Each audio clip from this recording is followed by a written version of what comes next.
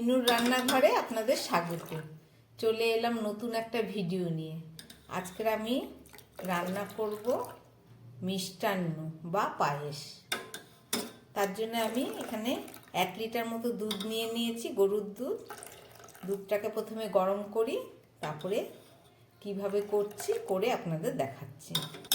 আমার দুধটা ফুটে উঠেছে। এবার এর মধ্যে আমি এই 50 গ্রামের একটু বেশি, 100 গ্রামের একটু কম, এই যে চাল ভালো করে ধুয়ে নিয়েছি, গোবিন্দভোগ চাল, এই চালটাকে এর মধ্যে দিয়ে দিচ্ছি। প্রথমে এই দুধে চালটা সিদ্ধ হয়ে যাক, তারপরে চিনি দেবার আগে আপনাদের দেখিয়ে দেবো। দুধের মধ্যে চালটা দিয়ে দিলাম, এবার ফুটে উঠেছে। আমি তৈরি করছি পায়েস বা মিষ্টান্ন। এখানে চিনি দিয়ে মিষ্টান্ন তৈরি করব, একদম গুড়ের মতো দেখতে এবং খেতেও খুব টেস্ট। সেটাই আজকের টিপস।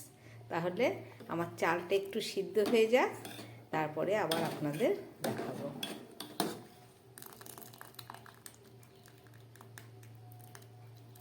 চলুন এখন 5 মিনিট রান্না হোক, তারপরে ফেরত এসে আবার আপনাদের দেখাবো। 4 মিনিট পরে ফেরত আসলাম। দেখুন চালটা পুরো দুধের সঙ্গে সিদ্ধ হয়ে ঘন হয়ে গেছে। এবার আমি এটাকে নামিয়ে রাখছি, নামিয়ে একটু ঢাকা দিয়ে রেখে দিচ্ছি। দুধে সিদ্ধ খাওয়া চালটা আমি নামিয়ে ঢেকে রাখলাম। একটা কড়া বসিয়ে দিলাম। আমার কড়াটা গরম হয়ে গেছে। এবার এর মধ্যে আমি দিয়ে দিচ্ছি একটু সামান্য ঘি।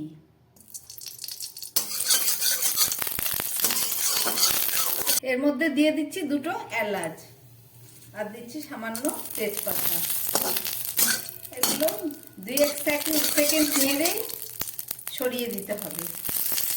এবার দিয়ে দিচ্ছি আমি চিনি, যতটা চাল নিয়েছি তার হাফ চিনি।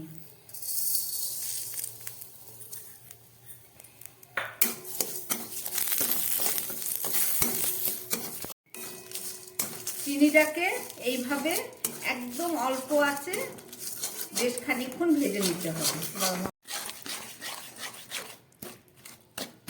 চিনিটা এইভাবে একদম অল্প আছে ঘিয়ের মধ্যে ভাজতে ভাজতে দেখুন কি সুন্দর একটা কালার এসে গেছে।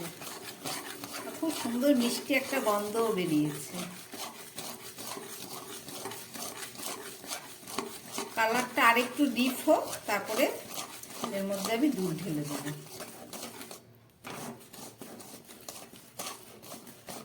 কালার এসে গেছে। এবার আমি এর মধ্যে দিয়ে দিচ্ছি দুধ।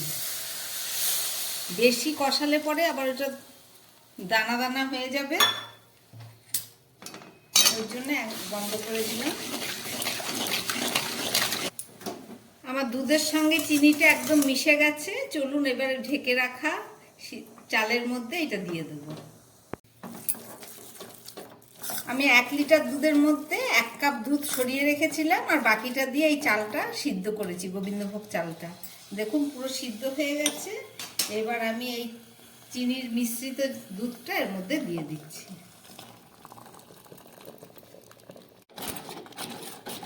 দেখুন আমার পায়েসটা প্রায় তৈরি হয়ে গেছে। এবার আমি এর মধ্যে দিয়ে দেবো কিশমিশ, এলাচ, তেজপাতা, ওগুলো তো আমি আগেই দিয়ে দিয়েছি।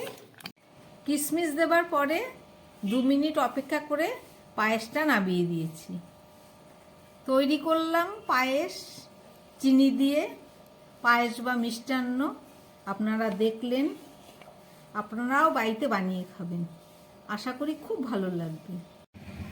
আমার এই রেসিপিটা যদি আপনাদের ভালো লাগে তাহলে আমার চ্যানেলটাকে লাইক, শেয়ার করবেন, সাবস্ক্রাইব করবেন, যাতে আমি আগামী দিন নতুন কোনো ভিডিও নিয়ে আসতে পারি।